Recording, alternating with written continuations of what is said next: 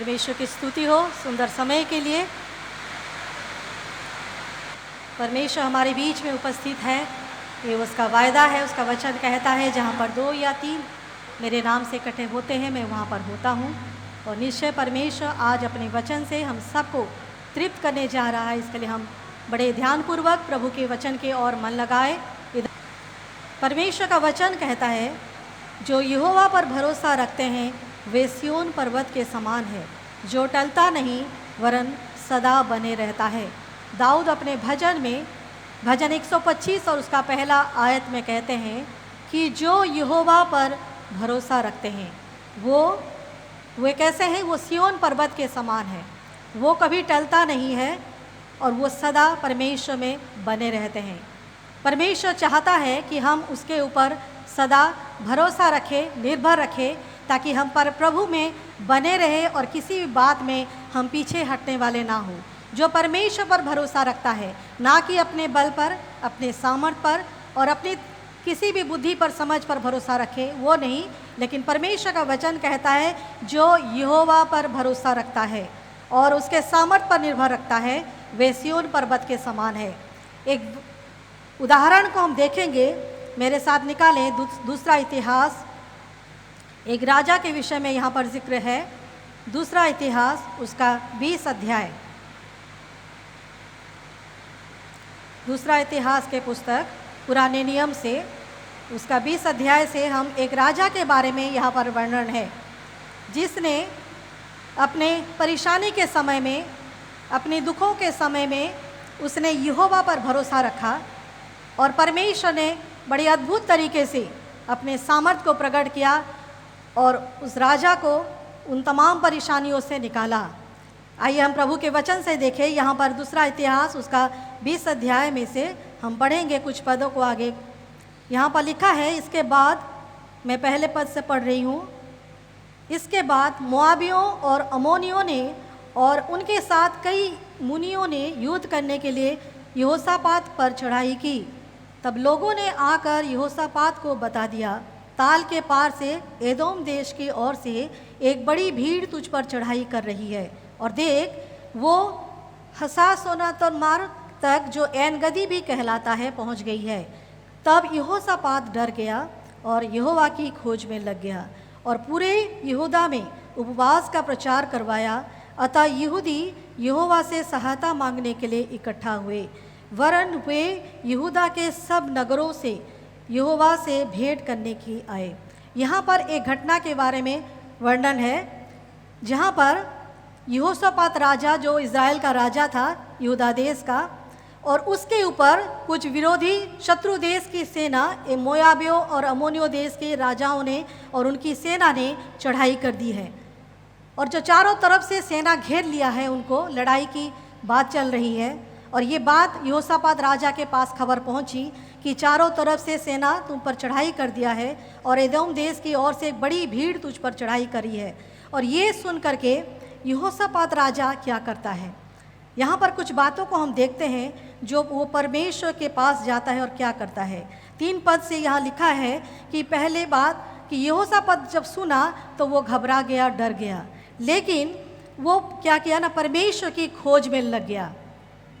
उसने उस समय अपने शक्ति पर निर्भर नहीं किया, न किसी और की सहायता लेने की बात की, लेकिन परमेश्वर का वचन कहता है कि वो यहोवा के खोज में लग गया और पूरे यहूदा में उपवास का प्रचार करवाया। अतः यहूदी यहोवा से सहायता मांगने के लिए इकट्ठा हुए, वरन वे यहूदा के सब नगरों से यहोवा के पास भेंट करने के लिए आए। यहाँ पर यहोशापात राजा के बारे में कुछ बातों को हम देखेंगे। पहली बात है कि उसने संकट के समय में, जब चारों तरफ सेना घेर लिया है, युद्ध का समय है, और ऐसी परिस्थिति में उसने पहला काम ये किया कि उसने यहोवा का खोज किया। उसने परमेश्वर को ढूंढा और परमेश्वर के समीप गया और उसने उसके परमेश्वर की शक्ति और उसके सामर्थ्य पर भरोसा किया, क्योंकि वो जानता है कि परमेश्वर ही है जो उसको इस सारे परिस्थितियों से निकाल सकता है।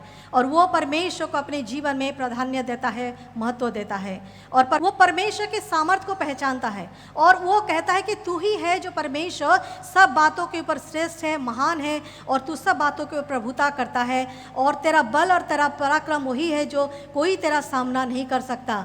और वो अपने सामर्थ्य पर घमंड नहीं कर रहा है, वो जबकि खुद राजा है और बड़ी सेना उनके पास है, लेकिन वो अपने सेना पर, अपने शक्ति पर, अपने बल पर घमंड नहीं कर रहा है राजा, लेकिन वो कह रहा है कि इस भीड़ के सामने हमारा तो कोई बस नहीं है, हमें कुछ सूझता भी नहीं कि हमको क्या करना चाहिए, परंतु हमारी आंखें तेरी ओर लगी है।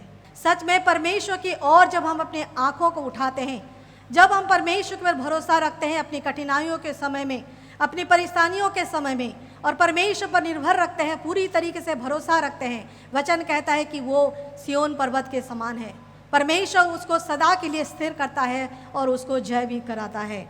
ना तो हम अपनी शक्ति पर भरोसा रखें, ना अपने बल पर, ना किसी और बातों के लिए, ना किसी और की सहायता में लगे रहें।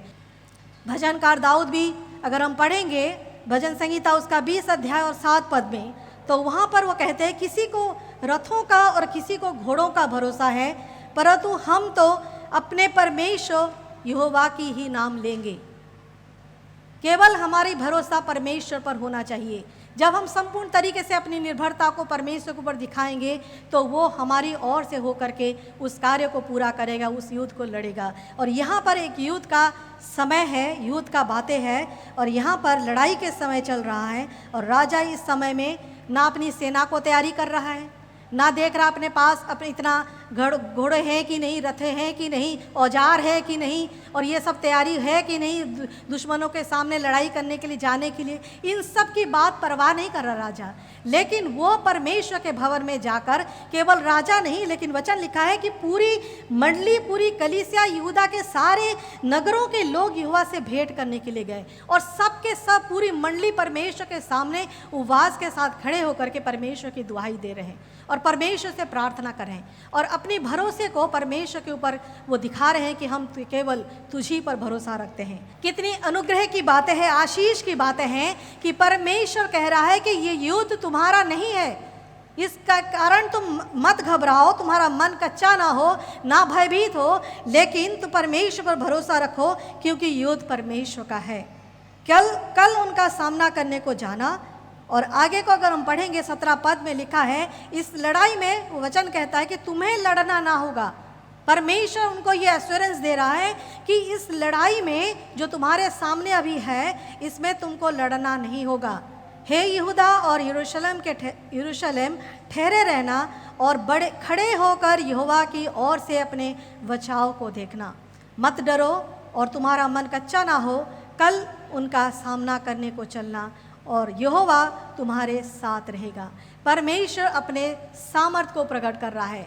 जब कलीसिया इकट्ठी होकर के परमेश्वर की दुहाई दे रहे हैं और परमेश्वर से प्रार्थना कर रहे हैं उसके अनुग्रह के लिए, तो परमेश्वर अपने आत्मा के द्वारा अपने लोक सेवक के माध्यम से वो इस वचन को कलीसिया को दे रहा है। जब हम परमेश्वर के ऊपर अपने मन को लगाते हैं, परमेश्वर के और अपने भरोसे को रखते हैं, तो वो ऐसा माध्यम हमारे लिए ज़रूर निकाल देता है, किसी ना किसी व्यक्ति को हमारे लिए तैयार करता है जिसके माध्यम से हमको सहायता मिलती है। लेकिन इसका मतलब नहीं कि हम परमेश्वर की ओर से अपने मन को हटा करके मनुष्य के ऊपर पूरी तरीके से भरोसा रखें, और वो ऐसा व्यक्ति वचन कहता है कि वो श्रापित है।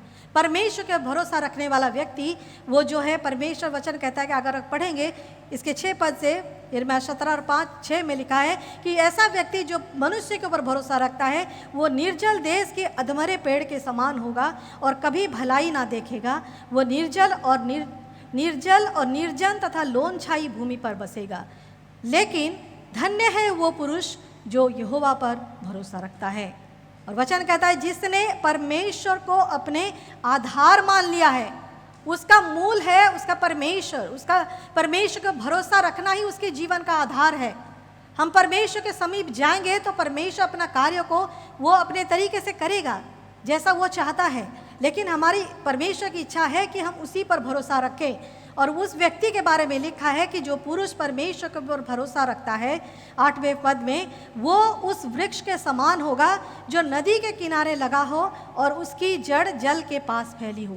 ऐसे वृक्ष के समान बताया गया है वो पुरुष के बारे में कि जो यहोवा पर भरोसा रखता है।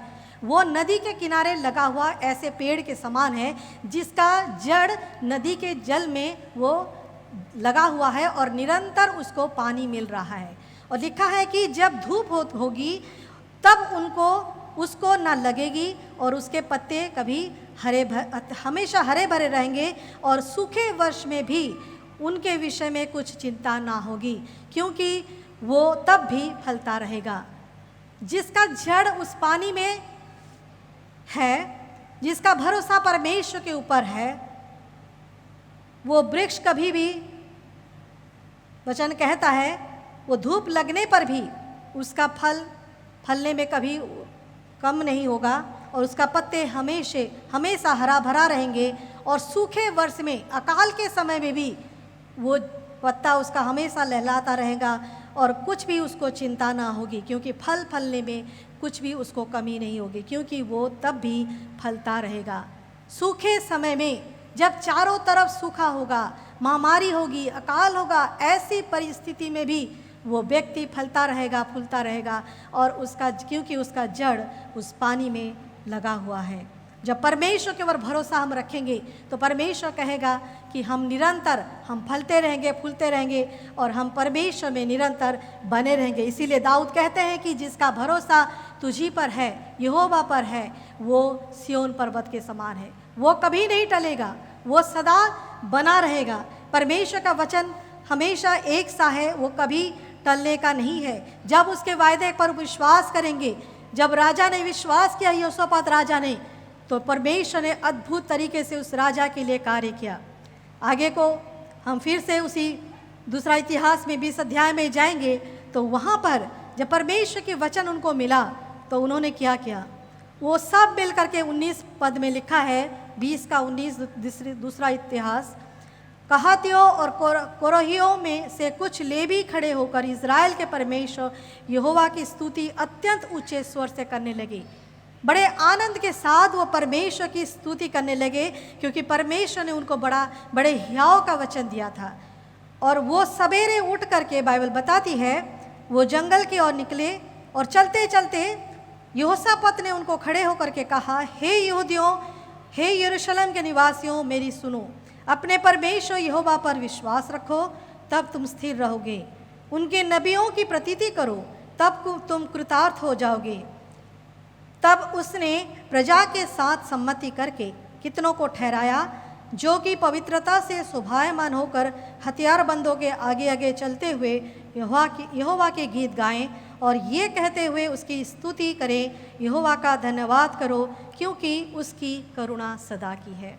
उन्होंने बहुत यहाँ पर अद्भुत काम किया राजा ने। उसने क्या किया, युद्ध के लिए आगे बढ़ रहे हैं, लेकिन जाते जाते राजा ने कुछ लोगों को तैयार किया कि वो सेना के आगे आगे परमेश्वर की धन्यवाद करते हुए पवित्रता से शोभायमान होकर के हथियारबंद लोगों के आगे आगे, जो सेना थे, सेना पीछे पीछे, लेकिन स्तुति करने वाले लोग, यहोवा की प्रशंसा करने वाले लोग आगे आगे चल रहे हैं। कितना अद्भुत वो दृश्य होगा। इस सेना आगे जो रहना चाहिए वो पीछे है, लेकिन आगे परमेश्वर की स्तुति, उसकी बड़ाई और उसकी प्रशंसा करते हुए इज़राइल के लोग, यरूशलेम के लोग, यहूदा के प्रदेश के लोग, वो उसकी जय जयकार करते हुए लेवी जो है वो आगे आगे चल रहे हैं, परमेश्वर की स्तुति करते हुए और ये कहते हुए कि यहोवा का धन्यवाद करो, क्योंकि उसकी करुणा सदा की है। क्या कह रहे हैं, यहोवा का धन्यवाद करो और क्योंकि उसकी करुणा सदा की है। और ये स्तुति का भजन गाते हुए वो आगे आगे चल रहे हैं, पीछे सेना चल रही है। और जब आगे ये चलते हैं, वचन आगे को अगर पढ़ेंगे तो वहाँ पर लिखा है, जिस समय वे गाकर स्तुति करने लगे उसी समय यहोवा ने अमोनियों, मोआबियों और सेईर के पहाड़ी देश के लोगों पर जो यहूदा के विरुद्ध आ रहे थे, घातकों को बैठा दिया और वे मारे गए। अद्भुत तरीके से परमेश्वर ने अपना काम कर दिया। उस समय इनको कुछ करना नहीं पड़ा। जब ये स्तुति करते हुए आगे बढ़ रहे हैं, परमेश्वर ऐसे घातकों को उनके लिए तैयार करके रखा था पहले से कि वे वहाँ पर उनके ऊपर टूट पड़े और आपस में एक दूसरे में वो उनका लड़ाई हुआ और वो सब के सब वहाँ पर मर गए। और जब 24 पद में पढ़ेंगे, जब यहूदी लोग वहाँ पर जा कर के पहुँचते हैं तो देखते हैं कि भीड़ की, और जब दृष्टि की तब क्या देखा कि भूमि पर पड़े हुए शब्द हैं, चारों तरफ केवल शब्द ही शब्द है।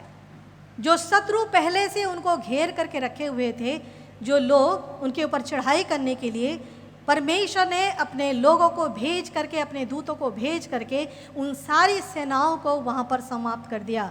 और जब ये लोग यहोशापात पूरी सेना के साथ और पूरी मंडली के साथ जब वहाँ पर पहुँचते हैं तो देखते हैं कि पूरे के पूरे लोग वहाँ पर, उनका शव पड़ा हुआ है और कोई नहीं बचा है। 25 पद में लिखा है, तब यहोशापात और उसकी प्रजा लूट लेने को गए और सबों के बीच बहुत सी संपत्ति और मनभावने गहने मिले। उन्होंने इतने गहने उतार लिए कि उनको ना ले जा सके, वरन लूट इतनी मिली कि बटोरते बटोरते 3 दिन बीत गए। पूरी सेना उनके सामने हार चुकी थी, वो पूरी तरीके से समाप्त हो चुके थे और इतनी उनको वहाँ पर संपत्ति, धन और जो कुछ भी लूटे हुए माल उनके पास था वो सब इतने ढेर थे। बाइबल बताती है कि उनको बटोरते बटोरते 3 दिन लग गया और वो इतने गहने मिले उनको कि उसको वो उठा कर ले जा ना सके। परमेश्वर कितनी अद्भुत तरीके से अपने काम को पूरा करता है। और यहाँ पर परमेश्वर जैसे उसने वायदा किया था कि तुम खड़े होकर केवल अपने बचाव को देखना, मत घबराना, तुम्हारा मन कच्चा ना हो, मत डरना, क्योंकि परमेश्वर तुम्हारी ओर से वो लड़ेगा।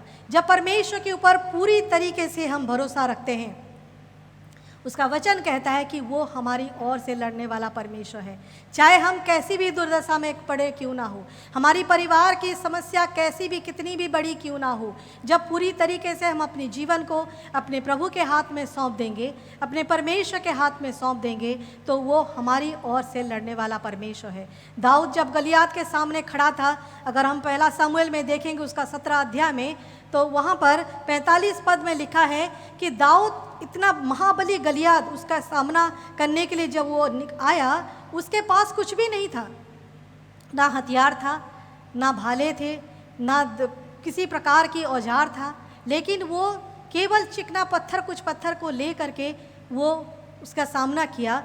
और वहाँ पर पहला शमूएल में लिखा है, हम पढ़ेंगे उस पद को, पहला शमूएल उसका 17 अध्याय और उसका 45 पद। और वहाँ पर दाऊद उस फलिस्ती से कहता है, गोलियात से कहता है, तू तो तलवार और भाला और सांग लिए हुए मेरे पास आता है, परंतु मैं सेनाओं के यहोवा के नाम से तेरे पास आता हूँ, जो इज़राइली सेना का परमेश्वर है, और उसी को तूने ललकारा है। दाऊद का भरोसा परमेश्वर पर था और वो हमेशा, उसने हर परिस्थिति में परमेश्वर का अपने सम्मुख पाया था और वो जानता था कि वही परमेश्वर है जो उसको हर परिस्थिति में वो संभालने वाला परमेश्वर है। इसलिए वो कहता है कि तू तो तलवार, भाले और सांग लेकर के आता है, परंतु मैं सेनाओं के यहोवा परमेश्वर के नाम से आता हूँ, जो इज़राइल का सेना का परमेश्वर है, और तूने उसी को ललकारा है।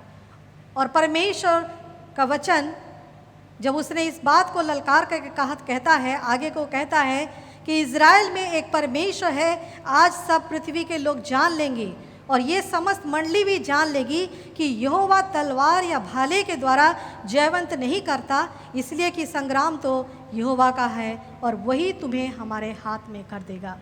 कितना बड़ा भरोसा परमेश्वर यहोवा पर दाऊद का था। वो जानता था कि परमेश्वर ही वो युद्ध को लड़ने वाला परमेश्वर है। जब हम उसकी नाम को लेकर के आगे बढ़ते हैं, चाहे हमारे पास कुछ है या ना हो, लेकिन परमेश्वर के ऊपर जो भरोसा रखते हैं, परमेश्वर हमारी ओर से उस संग्राम को, उस युद्ध को वो लड़ता है और वो उसको हमारे हाथ में कर देता है।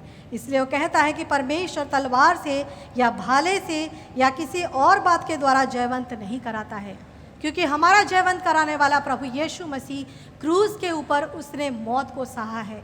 शैतान के हरेक कामों को, दुष्ट के हरेक हथियारों को उसने नाकाम कर दिया है।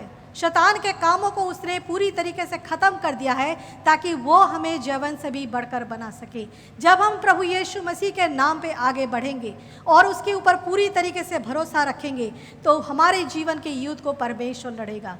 कई प्रकार की परेशानी हमारे जीवन में आती है संसार में रहते हुए, बहुत सारी समस्याओं का हमको सामना करना पड़ता है, लेकिन परमेश्वर ये सामर्थ्य देता है कि जब हम उसके ऊपर भरोसा रखें और निर्भर रखें तो वो हमारे ओर से होकर के लड़ेगा।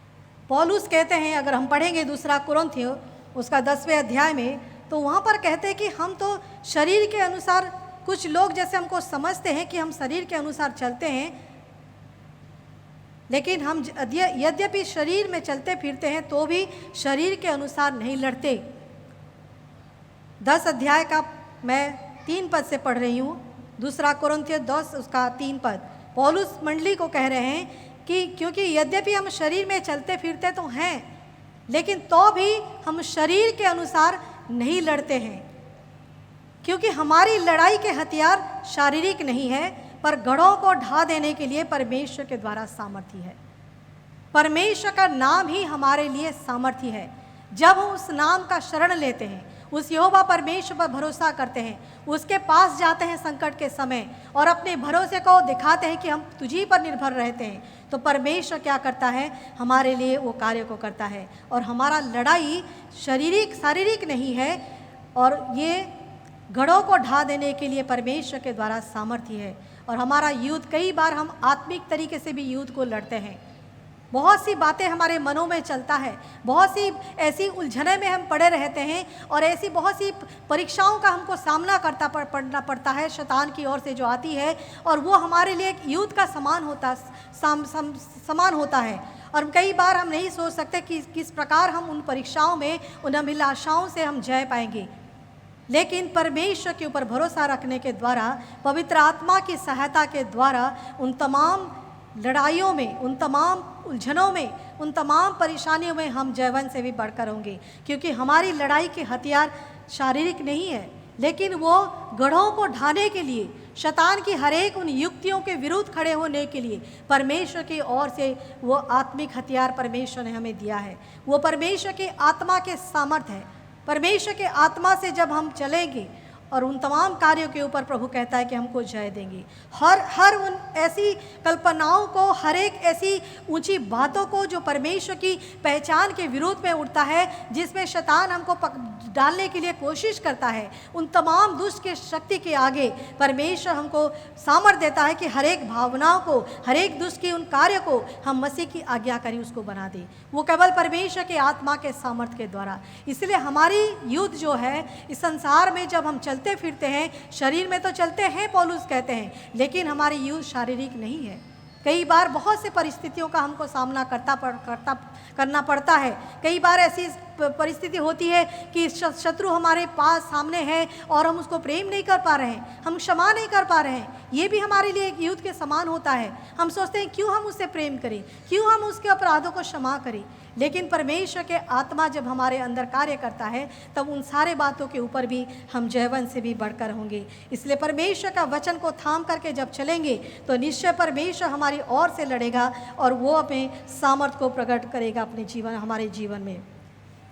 और एक ऐसी युद्ध के बारे में अगर प्रकाशित वाक्य में हम देखेंगे तो वहाँ पर लिखा है, प्रकाशित वाक्य उसका 17 अध्याय मेरे साथ निकाले। यहाँ पर लिखा है, वे मेमने से लड़ेंगे और मेमना उन पर जय पाएगा, क्योंकि वो प्रभुओं का प्रभु और राजाओं का राजा है, और जो बुलाए हुए और चुने हुए और विश्वासी हैं वे उनके साथ हैं, वे भी जय पाएंगे। हम ये नहीं कह सकते कि हमारे लिए संसार में क्लेश नहीं होगा, हमारे लिए लड़ाई की जैसी बातें नहीं होंगी, हमारे सामने ऐसी परिस्थिति नहीं आएगी। लेकिन परमेश्वर का वचन कहता है कि जो चुने हुए हैं, जो बुलाए हुए हैं, जो विश्वासी हैं और जो प्रभु यीशु मसीह के साथ हैं, वो उनके साथ भी जय को पाएंगे। यहाँ पर स्वर्ग में एक युद्ध के बारे में लिखा है। अगर आगे के पद को आप पढ़ेंगे तो वहाँ पर एक बड़ी युद्ध के बारे में लिखा है, लेकिन 14 पद में वचन कहता है कि वे मेमने से लड़ेंगे मेमने मतलब प्रभु यीशु मसीह जो जगत का उद्धार करता है, जो हमारे पापों को उठा ले जाने के लिए संसार में आया है। यूहन्ना जिसके बारे में कहता है कि देखो ये परमेश्वर का मेमना है जो जगत के पाप को उठा कर ले जाता है। और इस मेमने के साथ जब लड़ाई होती है स्वर्ग में, और परमेश्वर का वचन कहता है कि मेमना उन पर जय पाएगा, और क्योंकि वो प्रभुओं का प्रभु और राजाओं का राजा है, और जो बुलाए हुए हैं और जो चुने हुए हैं और जो विश्वासी हैं और वे उसके साथ हैं, वे भी जय पाएंगे। जो प्रभु यीशु मसीह के साथ हैं, जो बुलाए गए हैं, चुने गए हैं और विश्वासी हैं, वचन कहता है वे भी परमेश्वर के साथ, यीशु मसीह के साथ हम भी जयवंत से भी बढ़कर होंगे। क्योंकि हमारी गवाही के वचन के द्वारा 12वें अध्याय का, अगर हम 11 पद में इसी प्रकाशित वाक्य के 12वें अध्याय के 11 पद में पढ़ेंगे तो यहाँ पर लिखा है कि वे मेमने के लहू के कारण और अपनी गवाही के वचन के कारण उस पर जयवंत हुए और उन्होंने अपने प्राणों को प्रिय ना जाना, यहाँ तक कि मृत्यु भी सह ली। परमेश्वर के वचन के द्वारा, गवाही के वचन के द्वारा, यहाँ हम संडे के दिन कितने सारे लोगों की भीड़ को देखते हैं जो आ करके गवाही देते हैं, परमेश्वर के सामर्थ्य को प्रकट करते हैं कि अद्भुत तरीके से किस प्रकार परमेश्वर के ऊपर भरोसा रखने के कारण जब प्रार्थना की तो परमेश्वर ने उनके जीवन में अद्भुत अद्भुत कामों को किया। और यहाँ पर भी हम पढ़ रहे हैं कि वो मेमने के लहू के कारण और उन गवाही के वचन के कारण उन पर जयवंत हुए हैं। हम जब परमेश्वर के कार्य को अपने जीवन में देखते हैं तो हमको चुप नहीं रहना चाहिए, हमको गवाही देना चाहिए। परमेश्वर के कार्य को जो प्रभु हमारे जीवन में करता है हम दूसरों तक उसको पहुंचाना चाहिए, ताकि जब दूसरे सुने तो परमेश्वर विश्वास करे, उसके अद्भुत कार्य को जाने और उसके वचन को ग्रहण करे। और परमेश्वर अपनी बहुमूल्य पवित्र लहू के कारण हमें छुटकारा दिया है। वचन कहता है मेमने के लहू के कारण, प्रभु यीशु मसीह के क्रूस के ऊपर बहाए जाने के उस लहू के कारण हमारा जीवन में जय आता है, छुटकारा आता है। इसलिए परमेश्वर का वचन कहता है कि परमेश्वर की सारी उन हथियारों को बांध लो। अगर हम पढ़ेंगे इफिसियों की पुस्तक, उसकी इफिसियों की कलीसिया के लिए जो पत्री है पौलुस के द्वारा लिखा गया, इफिसी के कलीसिया के लिए पत्री, उसका 6 अध्याय और उसका 10 पद से मैं पढ़ूंगी। यहाँ पर लिखा है इफिसी 6 और उसका 10। यहाँ इस पत्री में पौलुस इस प्रकार कहते हैं मंडली को, इसलिए प्रभु में और उसकी शक्ति के प्रभाव में बलवंत बनो, परमेश्वर के सारे हथियार बांध लो कि तुम शैतान की युक्तियों के सामने खड़े रह सको, क्योंकि हमारा यह मल्लयुद्ध लहू और मांस से नहीं परंतु प्रधानों से और अधिकारियों से और इस संसार के अंधकार के हाकिमों से और उस दुष्टता की आत्मिक सेनाओं से है जो आकाश में है। परमेश्वर की उन सारे हथियारों को जो पवित्र आत्मा के द्वारा हमें दिया गया है, आगे को अगर पढ़ेंगे उसके 13वें पद से तो यहाँ पर उन सारे हथियारों के बारे में लिखा है। वो हथियार शारीरिक नहीं है लेकिन गढ़ों को ढाने के लिए आत्मा के द्वारा सामर्थ्य है। यहाँ पर लिखा है इसलिए परमेश्वर के सारे हथियार बांध लो कि तुम बुरे दिन में सामना कर सको और सब कुछ पूरा करके स्थिर रह सको। इसलिए सत्य से अपना कमर कस करके और धार्मिकता की झिलम पहनकर और पाँव में मेल की सुसमाचार की तैयारी के जूते पहनकर और इन सब के साथ विश्वास की ढाल लेकर स्थिर रहो, जिससे तुम उस दुष्ट के सब जलते हुए तीरों को बुझा सको। और उद्धार का टोप और आत्मा की तलवार जो परमेश्वर का वचन है ले लो, और हर समय और हर प्रकार से आत्मा में प्रार्थना और विनती करते रहो, और इसीलिए जागते रहो कि सब पवित्र लोगों के लिए लगातार विनती किया करो। परमेश्वर के उन सारे हथियारों में परमेश्वर का वचन कहता है कि अपने आप को बांध लो पूरी तरीके से। गोलियात ने अपने आप को पूरी तरीके से सर से लेकर के पांव तक हथियारों से अपने आप को पूरा सजा लिया था, लेकिन दाऊद ने ऐसा कुछ नहीं किया। उसने ना भाला लिया, ना किसी और तरीके से तलवार लिया, ना किसी और अस्त्र लिया, लेकिन वो यीशु के नाम से पवित्र आत्मा के सामर्थ्य से वो आगे को बढ़ा। और जब उसने गोलियात का सामना किया तो हम जानते हैं कि इस प्रकार परमेश्वर ने उसको उसके सामने गिरा दिया। इसीलिए परमेश्वर का वचन कहता है कि उसकी शक्ति के प्रभाव में बलवंत हो जाओ और परमेश्वर के सारे हथियार को बांध लो कि तुम शैतान की युक्तियों के सामने खड़े रह सकूं। हम नहीं जानते कि शैतान किस प्रकार से हमारे जीवन में परीक्षाओं को, विपरीत बातों को हमारे जीवन में लेकर के आएगा। इसीलिए वचन कहता है कि हर समय, हर परिस्थिति में हमें सतर्क रहना है, अपने जीवन को पवित्र आत्मा में पूरी तरीके से सजा कर रखना है। उसकी वचन में और उसकी आत्मा के द्वारा हम एक एक बातों में निरंतर अपने जीवन को बना करके प्रभु के वचन में बना कर रखें, ताकि हम दुष्ट की उन तमाम जलते हुए तीरों का सामना कर सके और प्रभु के वचन में स्थिर रह सके, बलवंत रह सके। परमेश्वर आज हम सबको ये अनुग्रह दे कि जीवन की उन तमाम परिस्थितियों में कैसे भी युद्ध का सामना हमको करना क्यों ना पड़े, कैसे भी परिस्थिति हमारे सम्मुख क्यों ना आए। मैंने अपने जीवन में इस अनुभव को पाया है। उन तमाम कठिनाइयों को दिनों में जब मैंने परमेश्वर के अपने भरोसा को रखा, तो मैंने जाना कि सच में वो मेरा विश्वास योग्य परमेश्वर है।